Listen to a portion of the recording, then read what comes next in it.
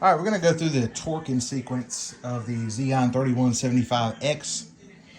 I just went ahead and pulled the CPU, put some fresh thermal paste on it.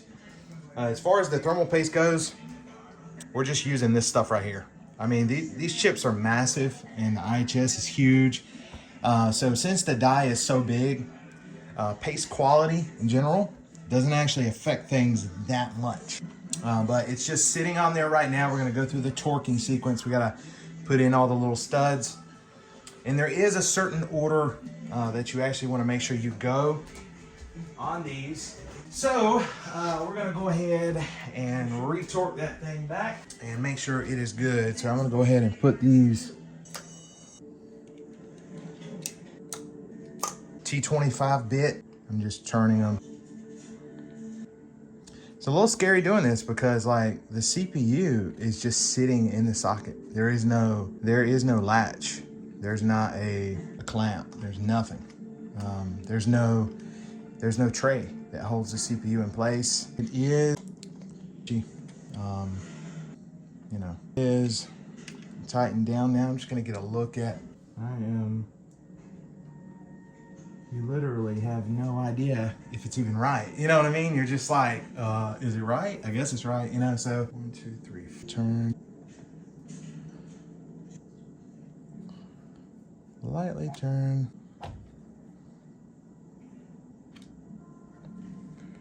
We're not even putting any like actual tension. I'm just letting it free spin. And when it stops, then I'm gonna go to torquing things. 1. All right, I'm gonna go across these one more time. Okay, that should be it. Fingers crossed. Who knows, maybe we just smashed like, you know, bunch of pins. And that's just with these blocks. It's kind of like just different. I don't know why EK did it like that, but that's how they did it. And you know, it really is what it is. If you look at like Der Bauer's videos, he talks a lot about how he had a lot of trouble with you know, his system reading memory channels, and we're gonna see if that is the case. We're gonna fire it up and we're gonna see. Thing is a lifesaver. Memory gets hot, especially if you don't have any case fans. Okay, here we go.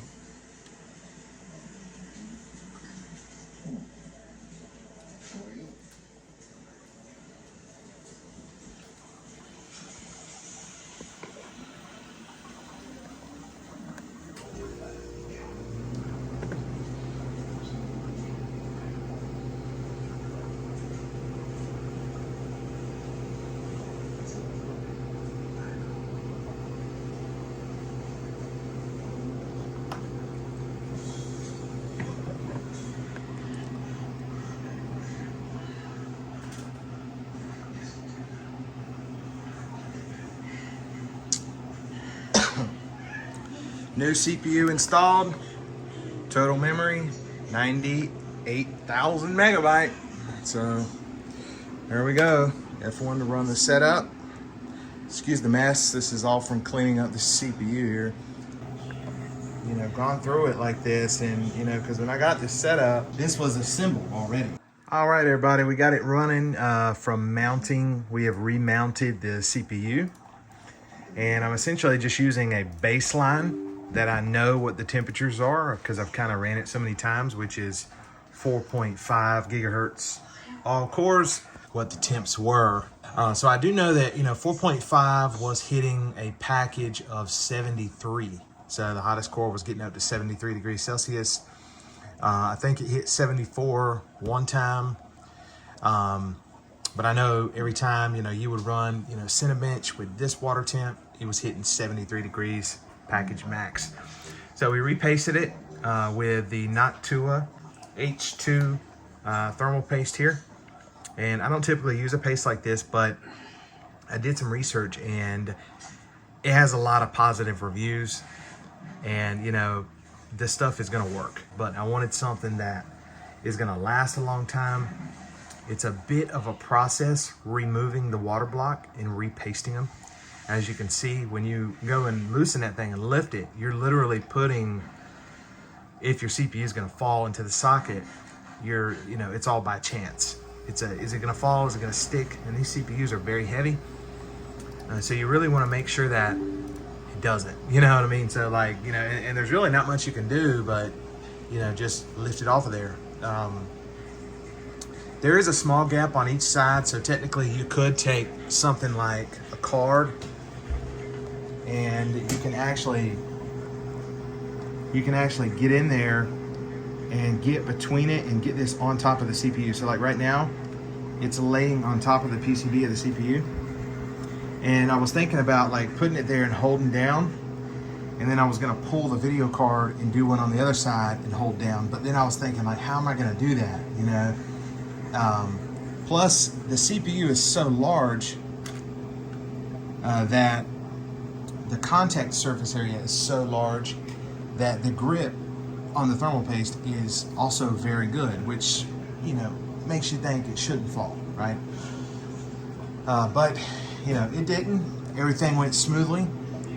There's no missing memory channels. I just had to do it the one time. So if you do have one of these, it's just very important to know that you just set the block on there, right?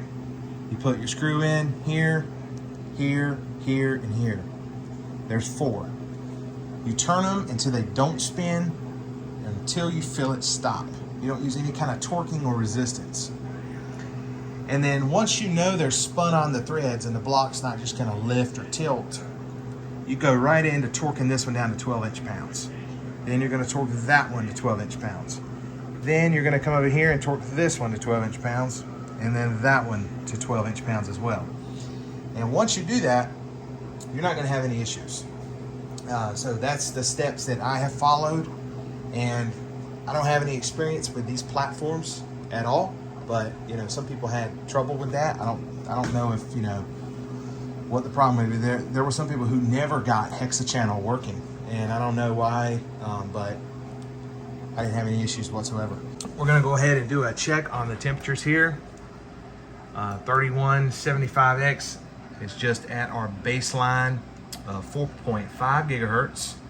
And we do have the actual mesh at 3.2 gigahertz. And I'm running my DDR4 3800, case latency 14. And yep, we're gonna go ahead and roll with it. Okay, so let me get my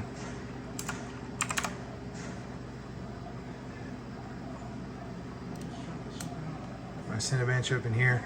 It's kind of hard to see all the cores in once. I don't have my hardware info very organized. But right now we are idling in about 23, 25, 27 range. And there's no kind of power saver on. This is just 1.135 volts. This is actually a really good chip too, by the way. I looked on, you know, Hardware Bot, and there were guys who were running 4.3 with 1.2 volts, you know, or I'm sorry, 4.3 with 1.15 volts, and they were running 4.5 with like 1.225 volts and stuff. So I didn't see many people running the mesh at 3.2. This thing runs at this like it's nothing, you know, it doesn't have any trouble whatsoever. So we're gonna go ahead and begin.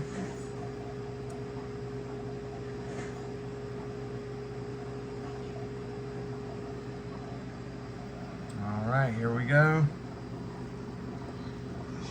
We are running about 67, 65, 60, 62, 58.